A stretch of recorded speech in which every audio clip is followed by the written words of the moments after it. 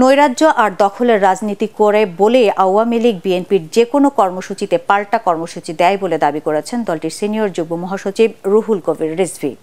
সাধারণ মানুষের কষ্ট লাঘবে সরকারের দৃষ্টি নেই দাবি করে তিনি বলেন, যে কোনো উপায়ে ক্ষমতায় টিকে থাকাই তাদের একমাত্র লক্ষ্য।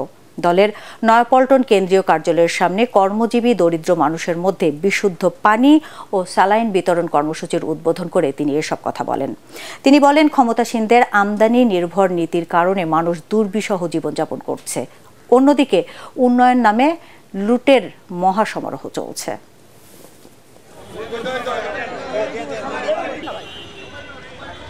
জিয়াউর রহমানের সময় থেকে ধীরে ধীরে রেশন বন্ধ হয়ে গেছে, আমাদের ফলন বেড়েছে, আমাদের উৎপাদন বেড়েছে, আমরা বিদেশে চাল রপ্তানি করেছি। ওই দেশ আজকে আদা কিনতে হয়, আজকে রসুন কিনতে হয়, আজকে পেঁয়াজ আনতে হয়। এটা হচ্ছে শেখ হাসিনার গণবিরোধী নীতি। তার কারণেই আজকে মানুষ ভুগছে অনাহারে, অর্ধাহারে। আজকে সন্তান বিক্রি করে তার পেট ভরাতে হচ্ছে গরিব মানুষ।